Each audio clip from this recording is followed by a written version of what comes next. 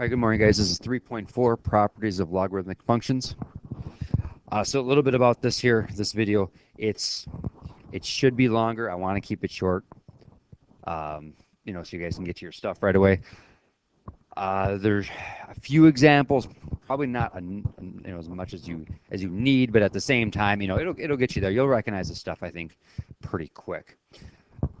If you need the teacher to pause the video, just raise your hand and ask them to pause to catch up. But we'll take off, guys. Okay, so here's the thing, guys.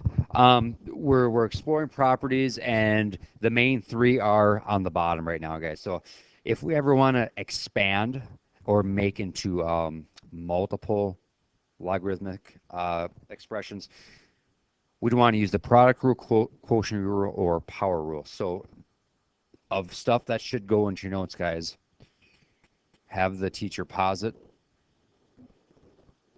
and get those three written in.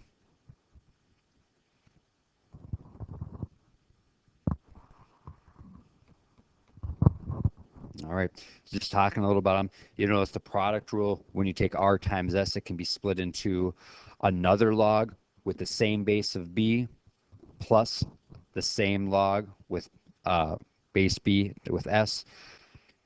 The quotient rule, dividing turns into subtraction as long as you separate out, and that's why it's called expanding. You're expanded into two different ones.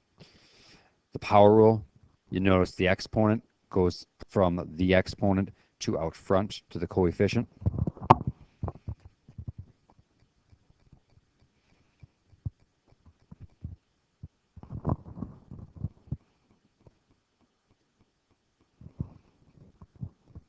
All right, if I was in school, I would be going over this with you right now, but again, this will take too much time, so let's just get to an example and get to it, guys.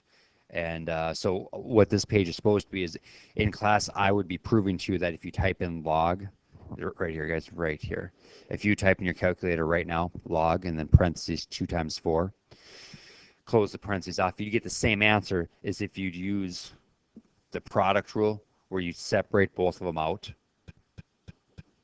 and putting a plus sign in between them. And I guess they have the answers in blue right here. You do the first one, you get 0.9, etc.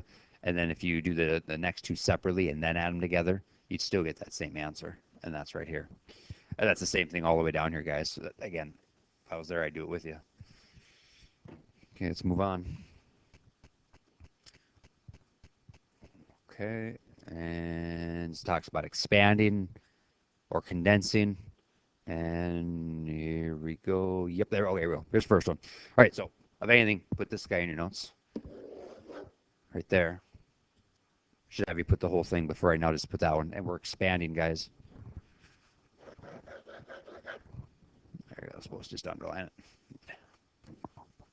There we go. Okay, so we're just expanding. Okay, so here's what I noticed. If you're expanding, I noticed a lot of multiplication in there. So 8 times x, x times y, the fourth.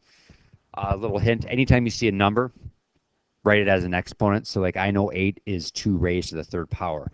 And now you want to separate. Now if you have a product rule, you use a addition in between. So it'd be like this. It'd be like log. And for right now, I'll just put 8 plus log of x plus log of y to the fourth. Okay, but we're not done here, guys. We also have, remember how I said 8, you're going to want to get this done right away. So that's the very first question in your homework. 8 really can be written as log as 2 raised to the third power, right? Okay, so now we're going to use the exponent rule where you move the 3 out front. So this is going to be 3 log 2 plus, there's nothing we can do with the middle one, so log x plus. And then the last one, so we got another exponent rule, right? That 4 gets moved out front to the coefficient, so it'd be 4 log, and then it would just be y. Okay, so this is expanded out.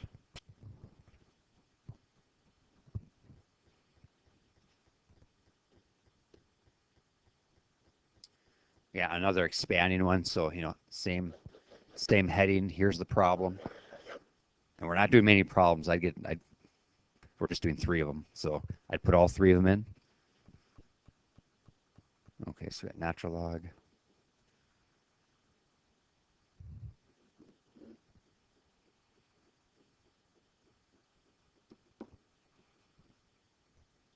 Yeah, the board's a little off here. It's a little goofy writing. Okay, so here's what I noticed right away, guys. So we want to rate it, expanding out. I see that big division bar. That's the quotient rule. That needs to turn into subtracting. So right now, I'm thinking of going ln. And I might as well get this done right away, too. Notice how I'm putting x squared plus 5 in parentheses. That's because the whole thing is raised to the, so this index number is 2, right? To the 1/2 power. Then I'll have subtract natural log of x. Okay, so 1/2 is an exponent, so that's going to get moved out front here. So 1/2 natural log of x squared plus 5. Then you just have minus natural log of x. That's it, guys.